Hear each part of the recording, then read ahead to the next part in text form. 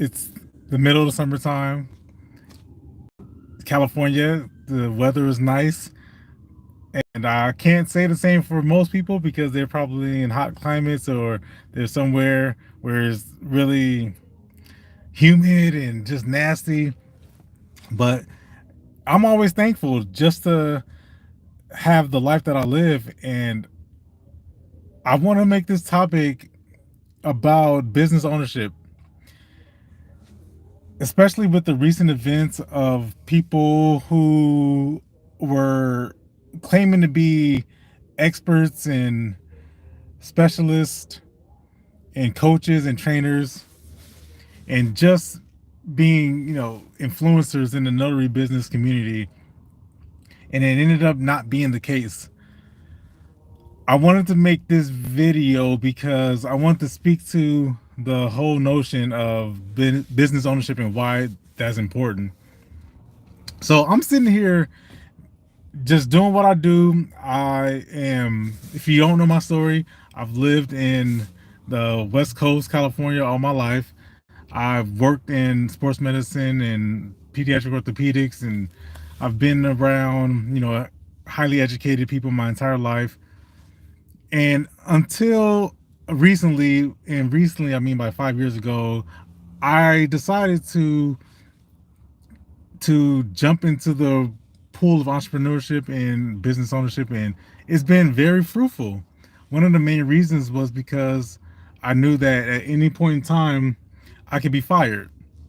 And that's true because prior to the pandemic, a lot of people were losing their jobs or they were at least insecure about their job status.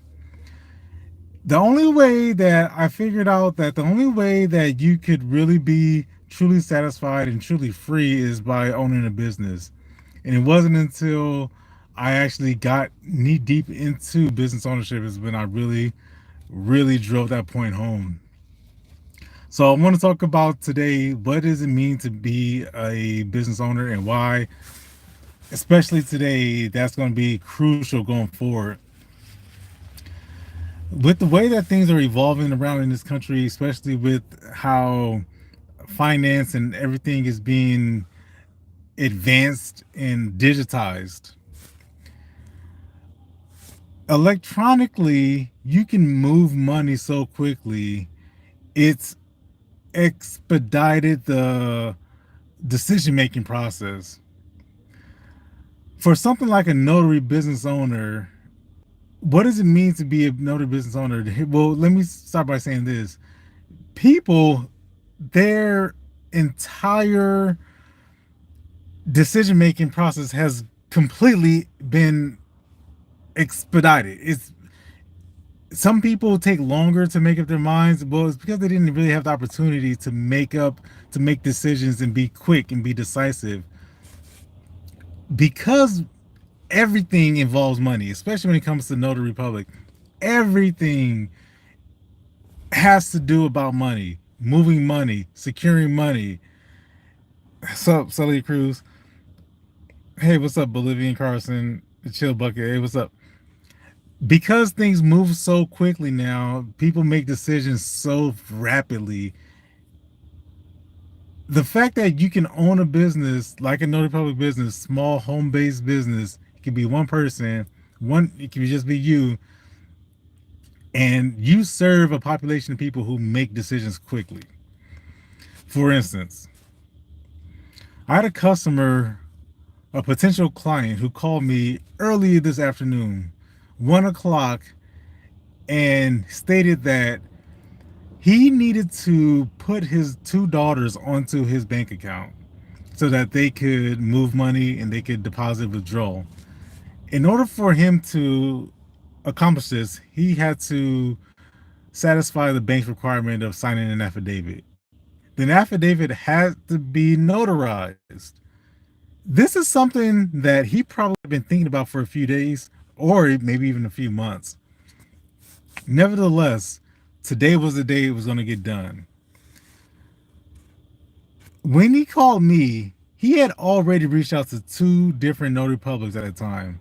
The first notary public told him that because that notary public was unable to obtain 2 witnesses that he couldn't schedule an appointment. The second notary public said the exact same thing. I am not sure I can get 2 witnesses to come to your house and execute the notarization. Therefore, he couldn't book the appointment. Now, by the time he called me, presumably I was the third person. This one little question completely changed the entire trajectory of this appointment. When he told me that he needed 2 witnesses for his affidavit, I asked him specifically, sir, how do you know that you need 2 witnesses? I asked him that question because the chances are very likely that he misunderstood, because a lot of people, they don't know legal language, they don't know legal jargon. He probably understood what 2 witnesses meant. That could mean several different things. So I had to check his understanding. What do you mean you need 2 witnesses? Do you mean that those 2 people need to have their signature notarized? Or are you substituting the word witness for the word signature? Or can the notary public serve as 1 witness and then you really only need one other person? See, those are 3 different scenarios that could potentially be the case. I asked the appropriate question and I had him re-look at the document, and it turns out he didn't need 2 witnesses. So what does that mean? That means that the first 2 people that he called completely blew it. I don't know what they were charging him. Doesn't really matter, but chances are they probably wasn't charging him what I charged him. So I charged him $178.09, and I was able to book an appointment, or I was able to, what we talk about, generate the lead, close the call, delegate the job. I was able to generate the lead, got that. I was able to close the call. I did that with strategic questioning, and I was able to delegate the job by outsourcing it out to one of my notaries. What does it mean to own a notary business? It's exactly that. To be outside,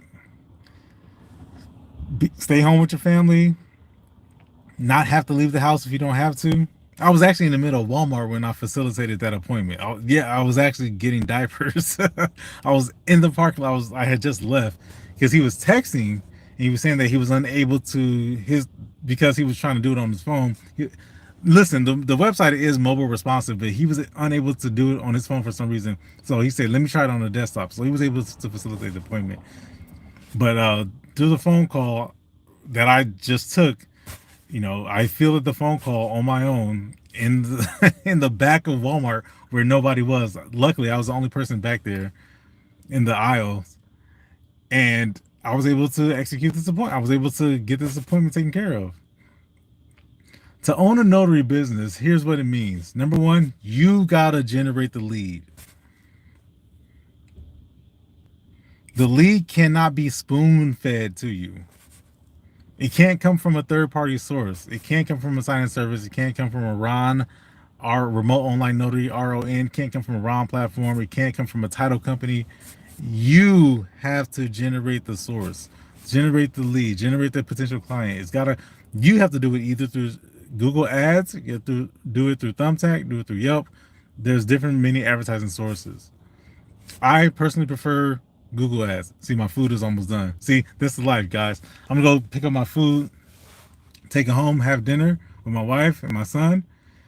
And this appointment, I generate the lead, I close the call, was able to do that, able to facilitate the sales call, and then take the payment, and I was able to delegate the job. So I'm gonna go pay my notary, give them a cut, and meanwhile I get to keep my job. I get to keep my time. That's what it means to have business ownership. See, a lot of people will portray business ownership as them going out and executing an appointment. They will portray business ownership as them being able to take the phone call, or them going out to go to a title company, or go to a nursing home or a gas station or whatever it may be, and then they are doing all the work. They're doing all the leg work. They're taking the payments. They're replying to the emails. That's not business ownership. What that is self-employment. There's nothing wrong. I want to be very clear. There's nothing wrong with self-employment. Absolutely nothing wrong. But if you don't understand the difference between business ownership and self-employment, then I strongly advise you to go check out I'll put the video up here in the description somewhere or down there. Go check out my video where I talk about the notary cash flow quadrant, the different types of ways to generate income in the notary industry. Self-employment is not business ownership. The difference is who is feeding you appointments. Are they going directly to you, or are they coming from a third-party service? Because at any point in time, just like a job, they can decide, a title company can decide, a signing service can decide not to hire you. Then what becomes of your business? You're no longer in business, are you? Yeah, think about that for a second. Let that sink in.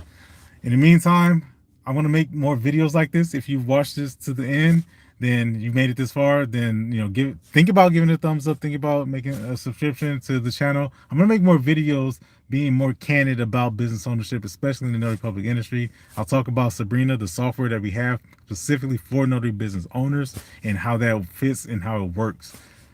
Until the next time, guys, go out there and be safe. And don't forget, charge as much as you can reasonably charge.